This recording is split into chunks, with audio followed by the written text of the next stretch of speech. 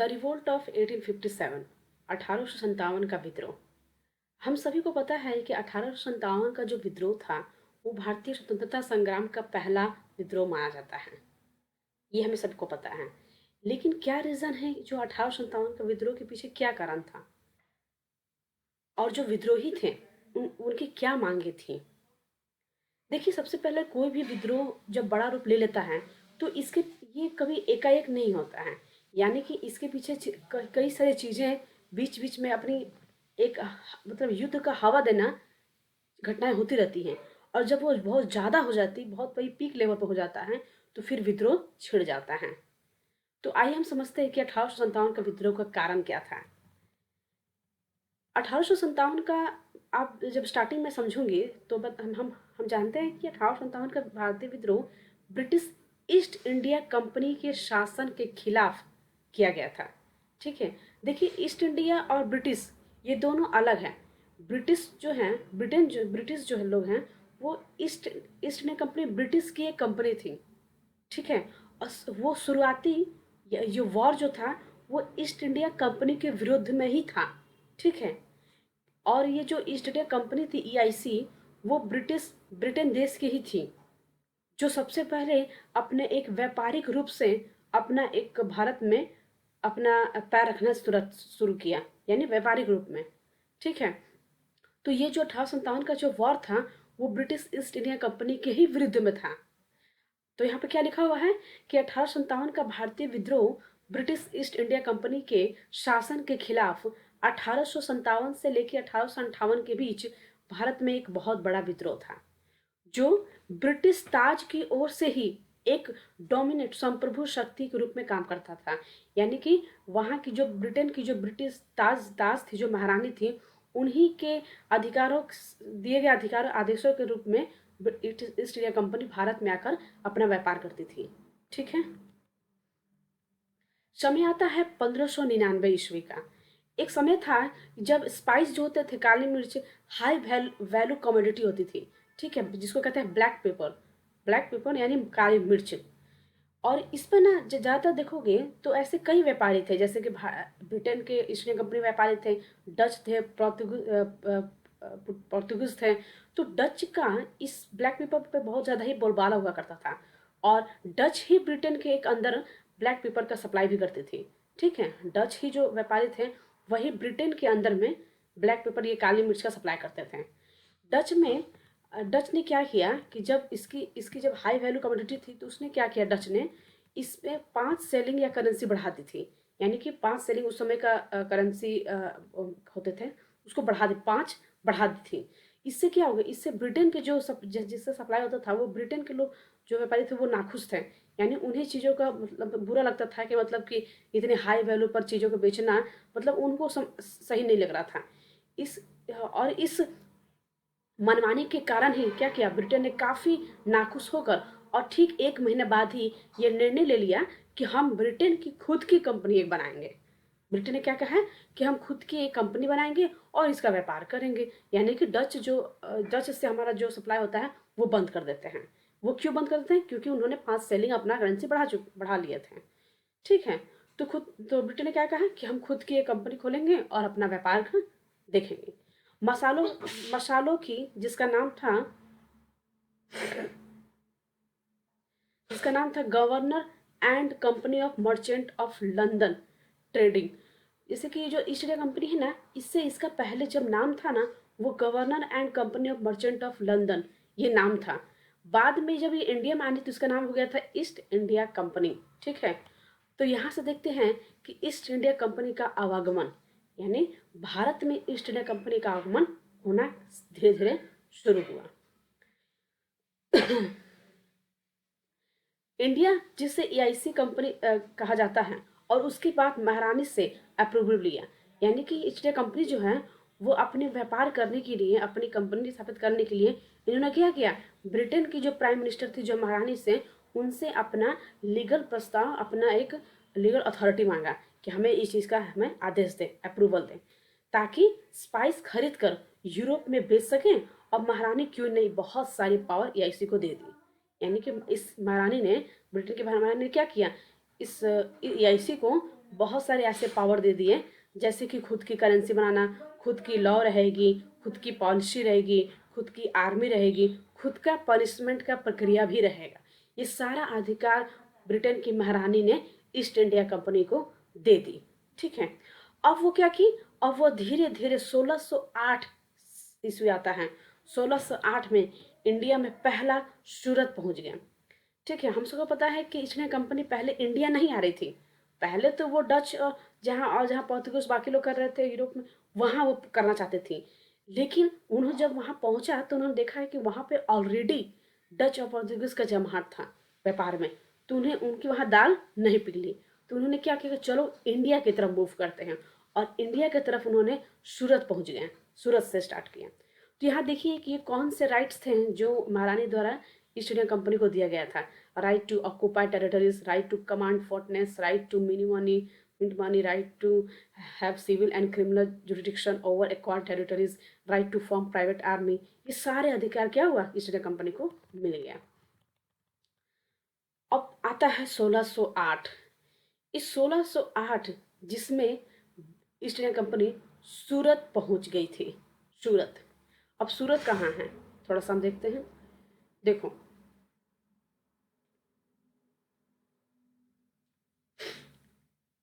सूरत यहाँ पर है, यहाँ पे हम देखिए, यहाँ पे सूरत है। एक सेकंड मैं इसको और थोड़ा सा ये करती हूँ।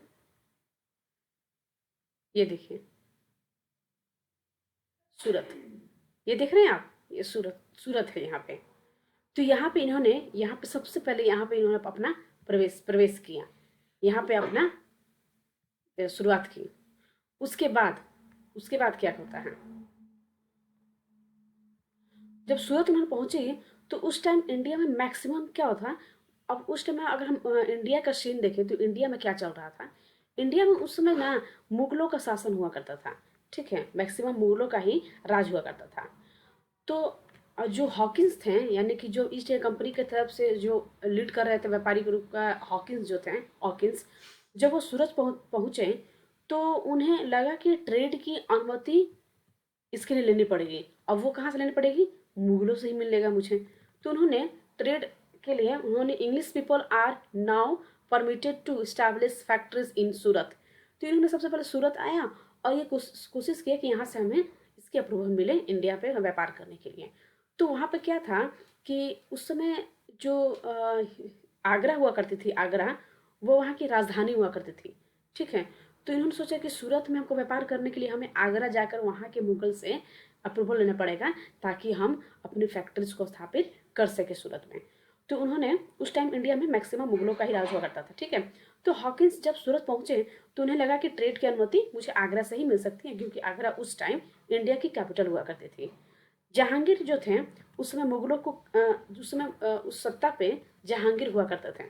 देखिए ये कुछ मैप हैं जहाँ पे ये जो पिंक कलर का है वो प्रिंसली स्टेट है, यानी कि राजाओं का, जो वहाँ के मुगल थे, जिस तरह से तो मुगल थे वहाँ पर पिंक, ये सारे पिंक पिंक एरिया जो थे वो सारा प्रिंसली स्टेट था। और बाकी येलो जो था वो ब्रिटिश इंडिया, यानी जब वो व्यापार शुरुआत किए थे तो धीरे धीरे कहाँ कहाँ अपना व्यापार ये प्रसार कर लिए थे, ये पीला भाग उनको दिखा रहा है। ठीक है, तो आगे बढ़ते हैं। तो अब वो आगरा सूरत गए तो सोचोगे नहीं आगरा से हमें अप्रूवल होना चाहिए, तो वे आगरा जाकर हॉकिंस ने वहाँ से अप्रूवल लिया। और जहांगीर, ये रहे जहांगीर, वहाँ पे आगरा में जहांगीर बैठे थे, वहाँ पर गए और अपना अप्रूवल लिया और जहांगीर खुश हो गए और उनको अप्रूवल दे दिया। अब वहाँ पे उन्होंने अपना सूरत में अपना ये स्टार्ट कर दिया फैक्ट्रीज। तो धीरे धीरे कैसे स्टार्ट हुआ, पहले आगरा, उसके बाद आपका अहमदाबाद, सूरत, मुंबई, मद्रास, पटना।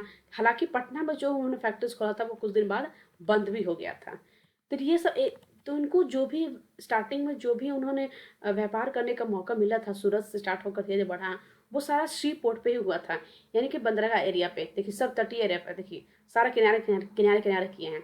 मतलब इनका एक, मतलब एक उनका क्षेत्र, एक प्रॉपर क्षेत्र नहीं दिया गया था।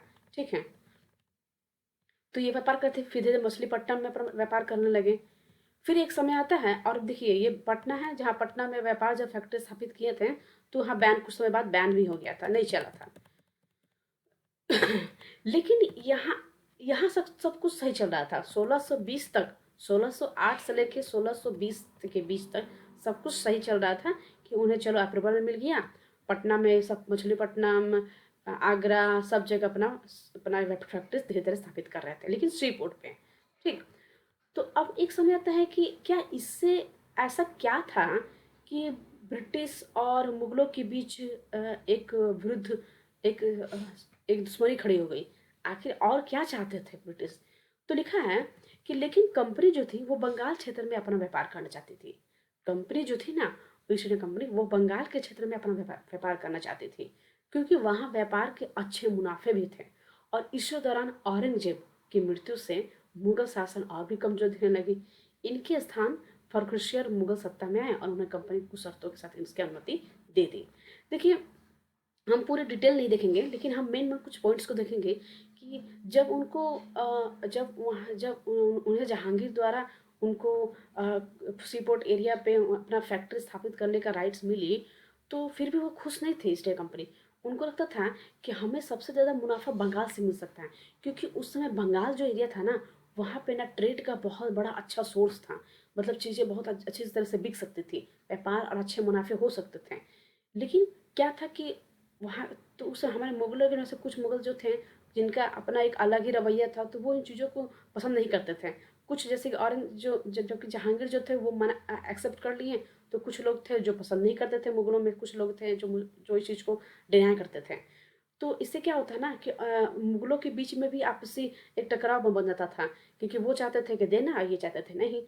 तो हुआ क्या कि जैसे ही औरंगजेब की मृत्यु हुई, तो क्या हुआ कि मुगल शासन थोड़ा कमजोर दिखने लगा। इससे क्या हुआ कि जो छोटे छोटे लेवल पर जो मुगल जो काम करते थे, उनको भी अपना अधिकार हो गया, और उन्होंने इस चीज़ को गौर किया कि हमें अंग्रेजों को, ईस्ट इंडिया कंपनी को व्यापार करने का राइट्स नहीं देना चाहिए। ठीक है। और कुछ जो थे वो देना चाहते थे, क्योंकि उनसे उनको टैक्स कुछ पैसे भी मिलते थे। ठीक है। तो 1756 में सिराजुद्दौला बंगाल की सत्ता में आते हैं। यानी कि उस समय जब जहांगीर की मौत हो जाती है और उसके बाद एक समय आता है औरंगजेब, तो औरंगजेब की जब मृत्यु हो जाती है, तो 1756 में सिराजुद्दौला बंगाल की सत्ता में आते हैं। वे इन कंपनी को बिल्कुल भी पसंद नहीं करते थे, है ना। उन्हें लगता था कि ये लोग जो है ना, ईस्ट इंडिया कंपनी, ये धीरे धीरे पूरे भारत में अपनी कब्जा रखना चाहते हैं। और इसी आक्रोश से वो कलकत्ता स्थित फैक्ट्री को जला देते हैं, है ना। और इसी के साथ शुरू होती है 1757 की पलासी का वॉर। यानी कि 1756 में जो सिराजुद्दौला बंगाल की सत्ता में आए, तो हमको पता है कि ब्रिटिशों ने उस समय ईस्ट इंडिया कंपनी का शौक क्या था कि हम बंगाल में व्यापार करें। और उस समय बंगाल के जो ये थे मुगल, वो सिराजुद्दौला थे। और सिराजुद्दौला जो थे वो इन ब्रिटिशों को बिल्कुल भी पसंद नहीं करते थे। उन्हें ये लगता था कि ये कहीं ना कहीं इनका कोई चाल है, ये धीरे धीरे पूरे भारत पे अपना कब्जा बना लेंगे। तो उन्होंने क्या किया, एक रात इसी से गुस्सा होकर उन्होंने क्या किया, कलकत्ता में इन्होंने जो फैक्ट्री जो स्थापित किया था उन्होंने, उसको क्या किया, पूरी तरह से जला दिया। और इसी के साथ पहला वर्ष शुरू होता है 1757 का पलासी का वॉर। ठीक है। देखिए यहाँ पे साजुद्दौला है, कलकत्ता 23 जून 1757 को उन्होंने अपना फैक्ट्री जला दिया। अब शुरू होता है पलासी। 1757 पलासी का वॉर हुआ था, और फिर आगे जाकर बक्सर का भी वॉर हुआ था। ठीक है। ये सिर्फ सत्ता की चाह रखने और कुछ मुगलों में आपसी टकराव, ये सब को लेकर ये वॉर शुरू हुआ था। हालांकि इस वॉर में दोनों में ही जीत ब्रिटिशों का ही, ईस्ट इंडिया कंपनी की ही हुई थी। ठीक है, मुगलों की नहीं हुई थी। मुगलों का इसलिए नहीं हुआ था क्योंकि उनके पास जो सेनाएं थे, जो उनके पास सोर्स था, वो बहुत ही सही नहीं था, अच्छा नहीं था। और उस समय बरसात के मौसम में ये सब में उनका जो हथियार थे ना, वो गीले जाते थे, भींग जाते थे। लेकिन जो ब्रिटिशों का जो था ना, उनकी सारी चीज़ें क्रमबद्ध रूप से, व्यवस्थित रूप से चीज़ें रखी जाती थी। तो कुछ ऐसे रीज़न भी थे जो उनके कारण उनकी हार हो गई थी इसलिए मुगलों की। और कुछ मुगलों में ही आपसी टकराव भी थे जो उनका सपोर्ट करते थे। मतलब सामने से मुगलों के थे, लेकिन पीछे से वो ब्रिटिश ईस्ट इंडिया कंपनी का सहयोग करते थे, सिर्फ पैसे के लिए और सिर्फ धन के लिए। तो आज हम इस पाठ में पढ़ेंगे क्या क्या, विद्रोह का कारण। तो हम पीछे पीछे हमने क्या देखा कि विद्रोह के कुछ पीछे इतिहास क्या थे, क्या क्या देखने मिल रहा था। तो इसी से चलता हुआ आया, विद्रोह का कारण देखेंगे, विद्रोही क्या चाहते थे और उसका परिणाम। तो यहाँ तक मैं एंड करती हूँ। नेक्स्ट वीडियो हमारा यहाँ से रहेगा कि इस पार्ट में हम इन वीडियो को पढ़ेंगे। धन्यवाद।